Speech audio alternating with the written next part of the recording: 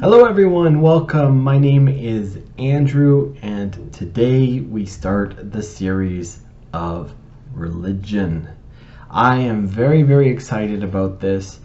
I love discussing religion. I know it's one of those taboo topics that you're not supposed to be able to discuss with people, but I think we should actually discuss it. There's a lot of videos I'm going to be doing on religion. I'm going to be doing a couple reactions to certain videos. It's gonna be a long series, but for me it's going to be enjoyable. I actually love discussing religion. I will get all into that in later videos. For now, these two videos, I'm just going to be explaining my views to get started. And I want to start this video just by saying, and I'm going to say this in every religious video. I kind of said this in most of my vegan videos as well, and other series that I've done. But the ones I didn't say it in were always the ones where people make comments about stuff. So fair enough. I'm going to just say it until everyone's sick of it, and then I'm just going to keep saying it anyway. I do not personally care what you believe. I know it's so sad, right? How could I not care about you? It's not that I don't care about you as a person, it's just that I don't care. If it is not affecting my life, I'm not worried about it. I can't put the weight of everyone on my shoulders. No one can. If you believe in a God, whatever that God's name, whoever that God is, good for you. If you don't, good for you. It doesn't make a difference in my life either way. That's not to say that you're not entitled to your opinions. I think that you are fully entitled to those opinions, and just don't think you get the right to tell me what I should do because you think you're entitled to do so. That's when I have a problem. When you try to dictate my life because you say so, then I'm going to have problems with you. But up until that point, I don't have a problem. And by the way, you trying to dictate is not something like saying, oh, God bless you, if we're interacting and you end it that way. Okay, that's fine. I don't take even offense to that. It is what it is. If that's what you believe, so be it. It doesn't affect me when someone says something like that. Okay, so what exactly do I believe? Well, I will tell you what most people label me as and why they're wrong. Most people label me as an atheist, and that isn't right. An atheist believes there is no God. I don't have that belief.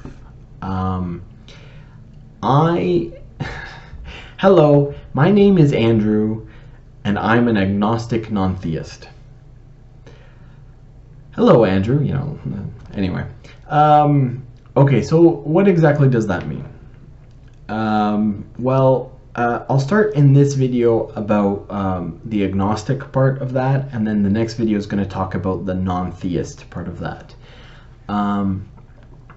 So I looked up the definition for agnostic. I got one here from the Merriam-Webster dictionary. So what they say is a person who holds the view that any ultimate reality, such as God, is unknown and probably unknowable. I believe that's true. Broadly, one who is not committed to believing in either the existence or the non-existence of God. Well, first I would say, why do I have to be committed into believing one of those two things? I don't have to be. And then it goes on to say, a person who is unwilling to commit. It's not that I'm unwilling to commit about something. I have opinions about most things.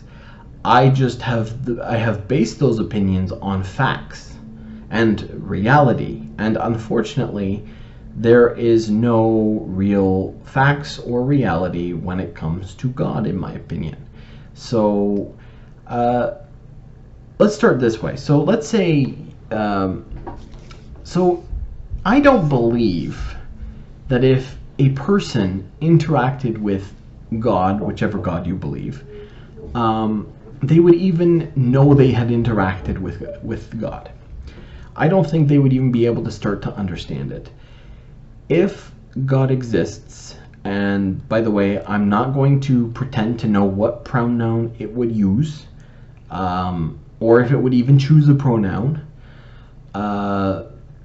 because I don't know, and neither do you. Let's be real. No one knows for sure.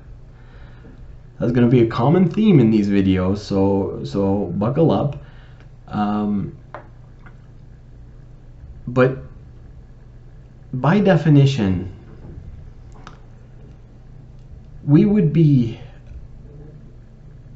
way too vast for us as a puny human to start to understand what God is. Does an amoeba understand what a human is if it encounters one? I don't think it does, and that we are the amoeba compared to God. And actually, an amoeba is probably more complex than what we would be compared to God. But if God exists, and I know a lot of people have said, well, agnosticism is a belief system. No, it's really not. It's an evidence-based system. I am agnostic on everything until I see evidence that sways me one way or the other. Belief does not play a part in my decision making, and neither do feelings. Now, there is a reason for this. There's a reason I think this way.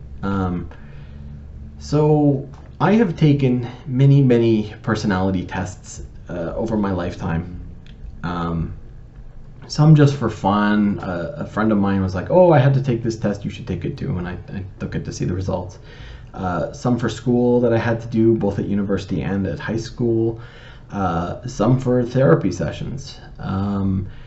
And basically what one of them does is it puts you on a scale between 2 points.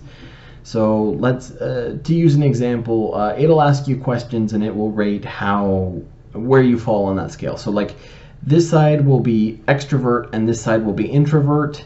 I'll get my hands in frame, and then you'll fall somewhere in between the two. So I am more introverted, so I would be on this side of that scale. So if extreme introvert was here, I'd probably be somewhere around here, because I am way more introverted than I am extroverted. Another example is logical thinking versus emotion and feeling. And now, depending on the test, and like I said, I've taken many, I generally score between 90 to 98% on the logical thinking side, and 2 to 10% on the emotion and feeling side. Now, don't get me wrong. It's not that I don't have feelings. It's not that they're even muted. I have them all the time. I even, like, I will stop my day and actually judge where I am on my emotion spectrum, and I will actually see how I'm doing over that course of that day and look for any patterns and stuff. Again, that's where the logical and the thinking comes in. But I do that because I have had issues in the past, and I need to be aware of those things. So it's not that I don't have emotions. I have them all the time. I just don't allow them to rule my life. I make decisions based on multiple factors. My emotions at the time are one of those factors, but that's it. And that factor to me is not that important. And part of the reason that factor to me is not that important is because I realize that in 10 seconds I could feel completely differently on the same topic because I'm feeling a different emotion. And so my conclusion would therefore be completely different than it was 10 seconds ago. Because emotions are fleeting. Now, don't get me wrong. Emotions are very important, and they do help. If we didn't have something like fear or anxiety, while we were still only just being human in Africa, then, you know, we would probably be more likely to be hunted by predators, because, you know, if we're not afraid of the rustling in the tall grass, well, that rustling could be a poisonous snake that could kill us, it could be a predator, or it could be a mouse. And we don't know what it is, so how do we deal with that? That's where the fear comes in. The fear says, let's be cautious in this situation. So emotions do play a part, but for me, they play a very, very small part in my decision making. So when I make a decision, it is based primarily on logic and evidence. And there is no legitimate evidence to prove God exists, and there's no legitimate evidence to prove God does not exist. Now, I don't think personally it is on the point, it is the need of the atheist to prove God does not exist. You can't prove something does not exist. I think it's on the burden is on the religious people to prove God does exist. But either way, I do not think there is any evidence proving either. Or no really good evidence. There is some evidence both ways, but I don't think it's good evidence. Let's put it that way. Now, I know that religious people claim that the Bible is evidence. I'm going to go into why I think that's wrong in another video, either next week or the week after that. Now, if you forced me to make a decision as to whether God exists or not, I am going to lean towards God not existing, or at least one certain type of God not existing. Why? In my mind, there is no good evidence either way, but there is slightly more evidence to push me towards the side of there is no God. We understand physics fairly well now. I'm sure there's room for improvement everywhere. But we understand how the Big Bang started, although apparently that's being rewritten currently based on the James Webb telescope. So maybe this is all old information that I'm working off of and things have completely changed. I'm not sure. But let's say the Big Bang happened the way we think it happened. Now, a lot of religious people point out that that could be God. God started the Big Bang. Okay, and that's a fair point. But there's now evidence that atoms and even subatomic particles can form out of nothing. They just pop into existence for no reason. And physicist Lawrence Krauss, I'm going to put his name up here, has multiple videos on YouTube. Just search Lawrence Krauss Universe from Nothing, and he explains how our universe could have come into existence in such a way and continue to evolve like our universe did, and exist. This, to me, if it's true, it is a theory, yes. Will we ever be able to prove it? Probably not. Who knows?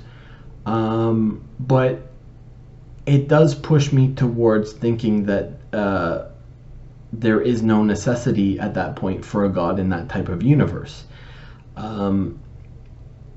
Universe and nature, in my mind, run very, very smoothly. There's usually not extra gears if they're not needed. And at this point, in that case, God would be an extra gear. So that brings me into my next video that I will be releasing on Friday, where I talk about why I am a non-theist.